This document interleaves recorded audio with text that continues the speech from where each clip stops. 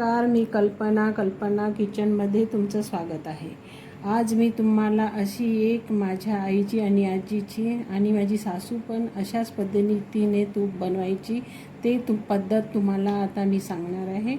हे तूप अगदीच रवाळ आणि साजूक तूप तयार होईल। खायला एकदम चवदार आणि खूप छान असा सुगंधसुद्धा येतो।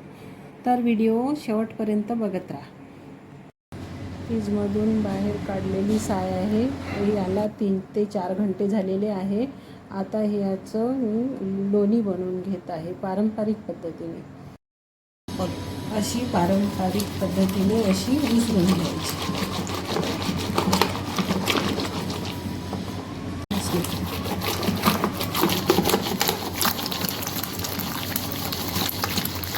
हे 10 मिनिटात असं पटकन लोणी तयार होतं।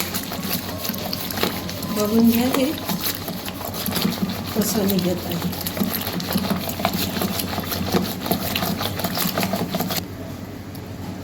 दहा मिनिटात हे असं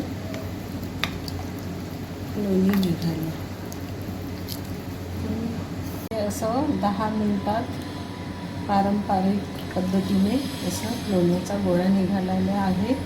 मी याच्यात काही बर्फाचे तुकडे घेतलेले आहेत आणि याच्यात घट्ट होण्यासाठी मी लोणी टाकते, कारण उन्हाळा आहे म्हणून। याच्यात छान असं धुवून घेते।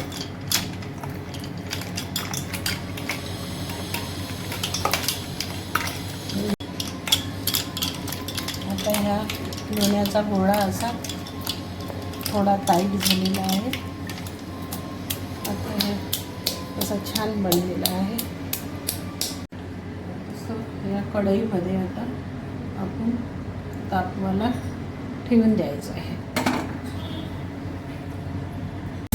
असं कमी गॅसवर, थोडं मीडियम गॅसवर तापवून घ्यायचं।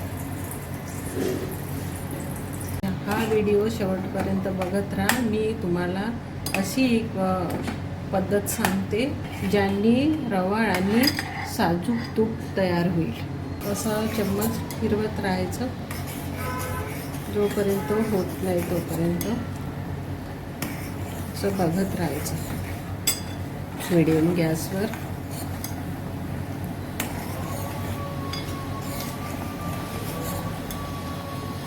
पंधरा मिनिटामध्ये ते तयार होऊन जाईल। साधारण 10 ते 15 मिनिटात हे तूप तयार होते। हे बघा, साधारण आता 2 मिनिटात हे होऊन जाईल। होतच आलेलं आहे। हे असं पटकन 10-15 मिनिटात बनवून गेलं। काही वेळ लागत नाही तूप तापवायला, पटकन असं होऊन जाते।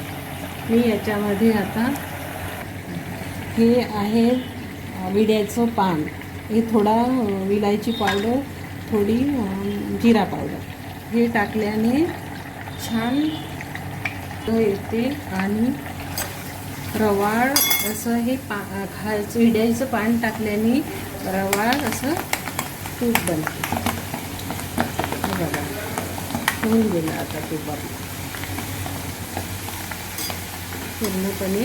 हे असं याच्यात मिक्स करून घ्यायचं आणि याने खमंग असा सुगंध पसरते आणि खूप छान असं रवाळ साजूक तूप बनून तयार होते। माझी पद्धत माझ्या आजीची आणि आईची आहे। ते पहिलेपासून असे पद्धतीने पारंपरिक पद्धतीने तूप बनवायच्या, म्हणून मी तुमच्यासोबत शेअर करते। आजी थोडं मीठ पण घालायची, मी पण घालते। तुम्ही स्किप पण करू शकता, कारण उपासाला वगैरे वापरतो ना आपण तूप, कधी शिऱ्याला वगैरे उपासाचा शिरा वगैरे बनवतो, म्हणून स्किप पण करू शकता। पण खूप छान अशी टेस्ट येते मिठाने, थोड्या जिरे पावडर, विलायची पावडर आणि विड्याचं पान असं चटचट फुटलं याच्यामध्ये की छान असं रवाळ तूप बनून तयार होतं। तयार झालेलं आहे छान असं। आता मी गॅस बंद करते आणि थोडं थंड होऊ देते आणि मग हे बघा असं तूप बनवून आपलं तयार झालेलं आहे. छान असं किती सुंदर दिसून राहिलं. हे बघा किती छान असं रवाळ तूप झालेलं आहे. खूप छान असं रवाळ झालेलं आहे. बघू शकता तुम्ही व्हिडिओमध्ये असं छान दिसत आहे.